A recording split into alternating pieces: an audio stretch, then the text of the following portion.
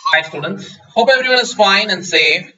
It gives me immense pleasure to welcome you all to my new video, and today's video is about another interesting topic in 8051 microcontroller.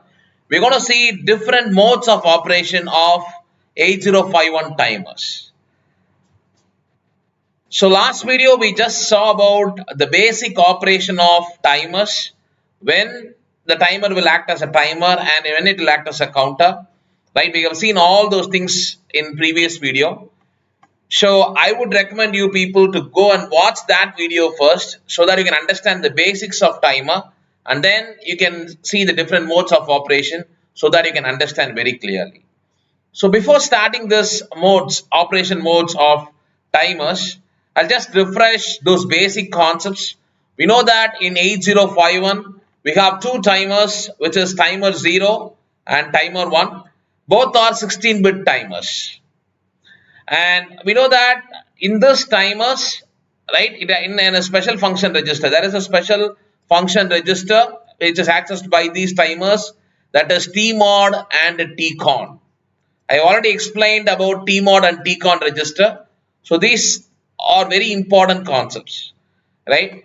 So tmod register tells you how to configure the timer, in which mode we can able to configure the timer, right? Those settings can be done in tmod, and tcon is where we will control the timing operation, which timer we have to select, which overflow it will happen, right? So those conditions will be explained by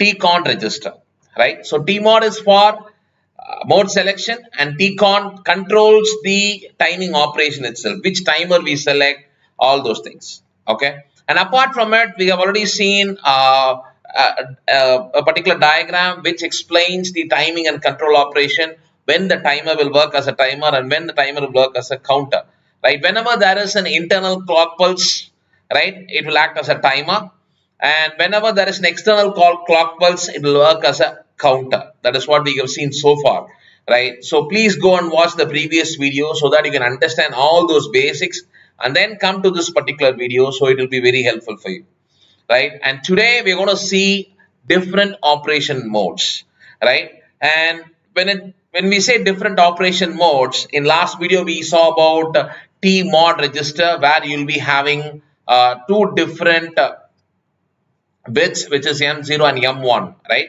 This bit, right, this tmod register, these two bits in tmod register tells you in which mode the timer will work, right? So it is 2 bit, so obviously we'll be having 4 different modes, that is 2 to the power of 2, so we'll have 4 different modes, which is mode 0, mode 1, mode 2 and mode 3, right? You have 4 different modes in timers, right? And before seeing these modes, you have to understand what is interrupt, right?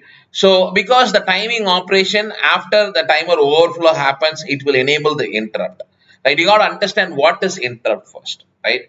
So interrupt, for example, if a microcontroller is running a main program, right? I'm just giving you the basic information about interrupt, because we will see in depth about interrupt, how it works in next videos, okay?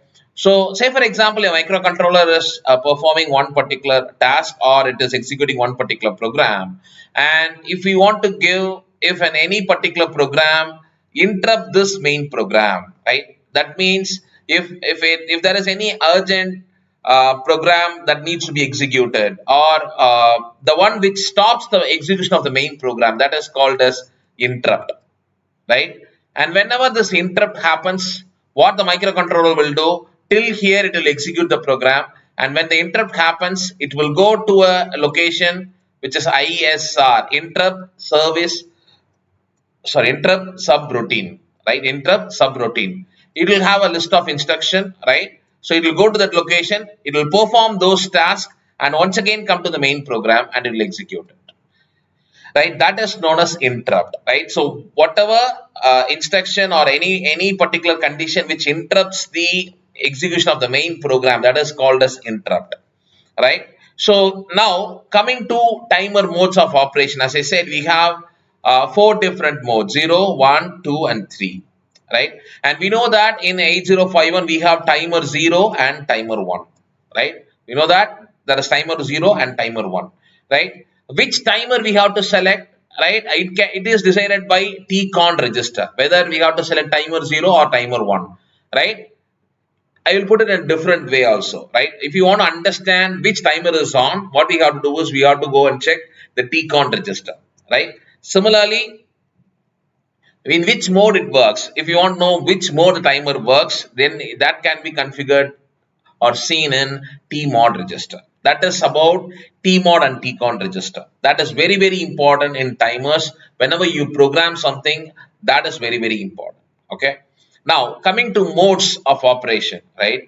And when coming to modes of operation, I've already explained that you have 4 different modes, which is 0, 1, 2, and 3, right? And in previous videos, we have seen both the timers are 16-bit registers.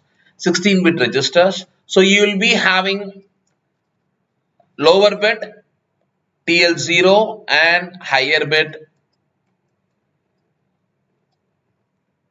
timer 0, right? So if it is timer 0, it is lower 8 bits and higher 8 bits. And if it is timer 1, then it is lower 8 bits. TL1 will be lower 8 bits and TH1 will be upper 8 bits, right? In both the timers, right? And in mode 0, we will be using, we know that both are 8-bit registers. TL0 is also 8-bit and TH0 is also 8-bit, right?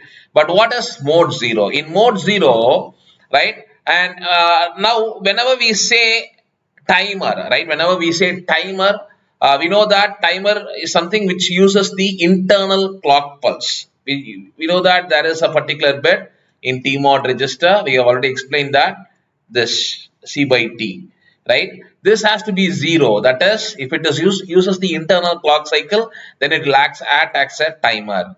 If it is 1, then it will act as a counter. Correct?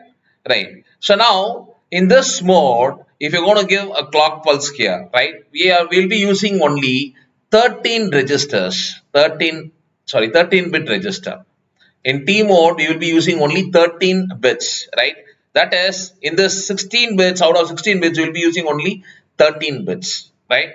And we know what is TF flag. TF flag is timer overflow flag, right? We already know that we have seen the T mode register, right, where you will be having mode 0, mode 1, right? And in T-con register, you will be having which timer it works, like a T0 or T1, you will be having interrupt, all those things, right? So TF is a flag which you can see in an T-con register, right? So now what will happen here? You will having a 13-bit register for mode 0, right? And whenever this 13-bit register overflows, that is what is overflow? Whenever the maximum count is reached, the last count, right? FFFFH, right? It is reached, it will roll back to 000, right? Right? So whenever it reaches that particular level, what it will happen is it will overflow and it will enable this interrupt, right? So all the timer operation is same thing. Whenever this register values will be varying, but whenever this register reaches the maximum value, it will overflow and it will enable the interrupt. You know what happens when it enables the interrupt? When it enables the interrupt, the microcontroller stops the main program. It will go to the memory location. Each and every interrupt will have its own memory location, right? It will go to that memory location, serve that interrupt, and come back to the main program. This is the overall operation, right? Now, what mode 0 does, what will exactly happen, right? I'll just explain here. In mode, just give me 1 minute.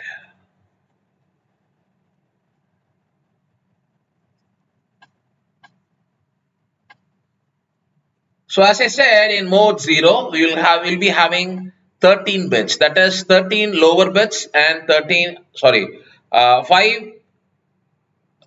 lower bit and 8 higher bits. Correct? So how we can represent that? That is 0, 0, 0, 0, 0. Correct? This is the lower 5 bits and the higher 8 bits. Correct? Consider this an 8-bit. Okay. Now, what will happen here, right? This is, I have mentioned this as TLX and TLX here. That's nothing but THX, nothing but the X represents it can be 0 or 1, right? It can be a 0 or 1. You can see this diagram. I have just given an example where we have considered timer 1. Okay. It can be also timer 0. Okay. So X represents either it can be 0 or 1, right? Now for every clock pulse, I have said that this counter, this timer is an up counter, right? For every clock pulse, what will happen is the counter will increase. Okay. So the initial value will be 0000, right? That is this is the first register. So now what will happen for the next clock pulse? This will increase, right? This value will become 1 and then it will become 2, right? And then it will become 3. Like that it continues. It will continues until everything becomes 1. All the bits becomes 1. And as soon as everything becomes 1, what will happen? This will increase. That is, it will go to this one. That is, it will enable the higher bits. The higher bit will start counting, right? Once again, the 8 bits, it will start counting 1, 2, 3 like that, right? And when the overflow will happen, when this 8 bits, when all these 8 bits reaches 1, what will happen? The timer overflow will happen. The timer overflow, what will happen? It will enable this particular bit. Whenever it reaches this FFF level, everything 1, it roll backs to 0 and it will enable this particular bit. Correct? This is the timer mode 0 operation. Right? So all the operation will be same. Only difference is the register values will be different. Right? Now, one particular thing is you can see here, as I said, whatever I said, just given in points here, right? And one particular thing is we will be counting the clock pulse, the clock frequency from the crystal oscillator frequency, right? And we can see that the TLX, after TLX, it will increase this THX, right? So what is the TLX value? It will be 2 to the power of 5, right? Because all these 5 bits, only after all these 5 bits, it goes to the THX, right? So after 32 counts, it will increment the THX. That's what I said, right? And similarly, the TLX will divide the frequency by 32, right? Because it has value of 2 to the power of 5, right? So TLX will divide the frequency by 32. So the maximum count, what is the maximum count that we can able to reach in mode 0 is nothing but we have 13 bits. So it will be 2 to the power of 13, right? So it will be around 8192, right? Around 8K, right? What is the maximum delay? Maximum delay, you got to understand there is a formula. The maximum delay is, this is the maximum value to the power of 13, that is 8192 into 12 divided by the oscillator frequency, right? 12 divided by the oscillator frequency. This is the maximum delay, right? And the same thing is explained here. I have just considered here. I have explained only with X. I have taken here as 1, timer 1. We are extending the timer 1, right? So which means after all this 13 bits become 1, it will set the interrupt flag, right? It will enable the interrupt flag. This is mode 0. Now coming to mode 1. What is mode 1, right? So mode 1 operation, everything is same, right? The only thing is here we'll use the complete 16-bit register, the lower 8-bit and higher 8 bits. You can see that lower 8 bits and higher 8 bits, right? And it will start from 000 once again. It will start from all these 8 bits, right? This 8 bits, right? And once all these bits reaches 1, right? It will start increasing this THX. And once all these bits becomes 1, what will happen? A rollback will happen and it will enable this particular interrupt, right? And you can see the same thing. The maximum count here is 2 to the power of 16, which is around 64K, right? So the maximum delay, that is 2 to the power of 16, will give you this particular value. And the maximum delay, the same formula, this value into 12 divided by oscillator frequency, right? Here I have considered only TLX and THX. We can consider both 0, that is both timer 0 or timer 1, right? So here I have taken timer 0, right? The only difference here is here we are using 16 bits. In mode 0, what we will be using is we will be using only 13 bits, right? And if we are going to configure the timer, what normally we'll do is we will always use mode 1. That's because right? Maximum delay. It has the maximum delay. We can able to create maximum delay in mode 1, right? And what is mode 2? Mode 2 is a little bit different. Here you will be having only 8 bits, right? You will be having only 8 bits. We are going to consider only the lower bit register, right? We know that in timer, whatever maybe, if we have timer 0 or timer 1, right? Both the things will be having lower 8 bits and higher 8 bits, right? So in mode 2, what you will be using? You will be using only lower 8 bits, right? And the upper 8 bits, it will be configured in this way, right? We can also call this mode as an auto reload mode. It can be called as auto reload mode. I'll tell you why it is called as auto reload mode. Okay, right. So practically speaking, right, whenever we know that the count value for every clock pulse, the clocks, the count will increase. That, right, from 0 it will start 1, 2, 3 like that, right? But practically speaking, you will be giving some count value, and from that count value it will start increasing for every clock cycle, right? And for next clock cycle, for next count, what we have to do is we have to give the exact count, right? Once again, we have to do it manually. But here in auto reload mode, what we can do is it can automatically reload the count value, right? You can see here the same operation, but we'll be using only TLX here, right? Now TLX, you know that it will be having 8 bits, right? So it starts with 000, and then it starts with 1, and then with 2, and then it will continue until all the bits becomes 1. And when all the becomes 1, overflow will happen. It will enable the interrupt flag, right? And as soon as it enable the interrupt flag, it also signal this particular register, right? What it will do is, as soon as it enables the interrupt, it signals the higher bits, so that whatever count value which is loaded here, it will be automatically loaded in this particular lower register, right? And that is why it is called as auto reload, right? So that is what I have said. TLX will increment for every count, and rollover will happen at this particular moment, right? And when rollover will happen, it will produce the interrupt, and also it will reload. The THX will reload this TLX, right? And here you can see that the maximum count will be 2 to the power of 8, right? Because we are using only 8-bit register, right? And the maximum delay will be 256 into 12 divided by the oscillator frequency, right? And as I said, we can be using either timer 0 or timer 1. I have used a timer 1 here. You can see that the operation, everything is same here, right? And you know that whenever it enables interrupt, what it will do, what the microcontroller will do, right? And coming to mode 3. Mode 3 is a special condition where each and every modes, what will happen is the registers will work together, right? That is, one register will work, and then after that the next register will work, right?